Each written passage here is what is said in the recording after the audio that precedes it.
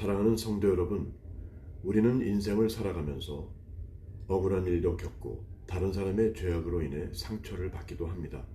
그럴 때 흔히 왜 이런 일이 내게 일어났는가? 라는 질문을 던집니다. 오늘 본문에 나오는 요셉의 인생도 그러했습니다. 형들의 시기와 미움으로 인해 애굽으로 팔려가 노예로 또 죄수로 살아야 했습니다. 하지만 본문은 요셉이 그 모든 과정을 전혀 다른 시각으로 해석하는 장면을 보여줍니다.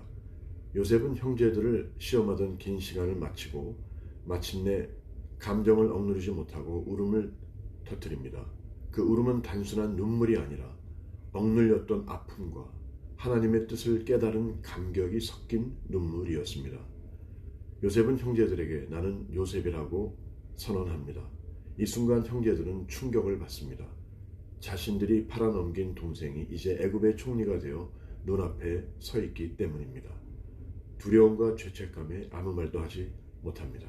그런데 요셉은 형들을 정죄하지 않습니다. 오히려 근심하지 마소서, 한탄하지 마소서라고 위로합니다. 그리고 이렇게 말합니다. 하나님이 생명을 구하시려고 나를 당신들보다 먼저 보내셨나이다. 요셉은 형들의 악한 행동을 부정하지 않았습니다. 하지만 그 사건을 하나님의 큰 섭리 안에서 재해석했습니다. 형들이 자신을 판 것이 아니라 하나님께서 자신을 보내셨다는 것입니다. 여기서 우리는 세 가지 중요한 교훈을 얻을 수 있습니다.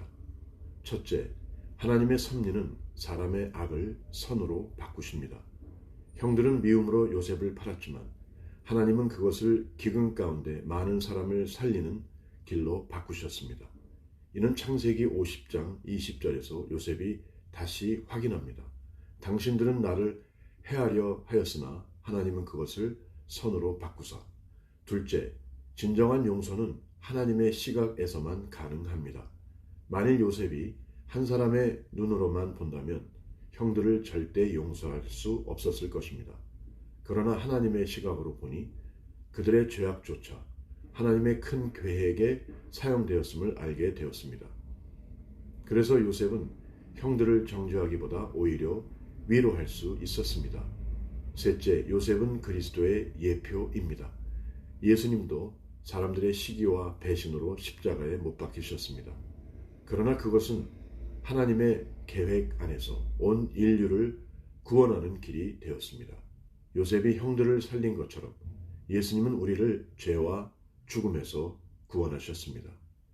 사랑하는 여러분, 우리 삶에도 이해할 수 없는 고난과 상처가 있습니다. 때로는 누군가의 잘못 때문에 깊은 아픔을 겪기도 하고 이해할 수 없는 인생의 여러 만남과 상황 속에서 힘들어할 수 있습니다. 그러나 그 모든 순간에도 하나님의 섭리가 역사하고 있음을 믿으시기 바랍니다. 내가 당하는 억울한 일이 훗날 하나님의 계획 속에서 선으로 바뀌어 있을 수 있습니다. 그러므로 우리도 요셉처럼 사람을 원망하기보다 하나님의 손길을 바라볼 수 있어야 합니다.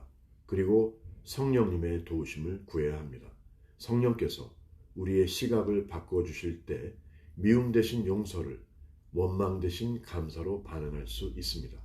요셉은 형들의 죄를 넘어 하나님의 섭리를 바라보았습니다.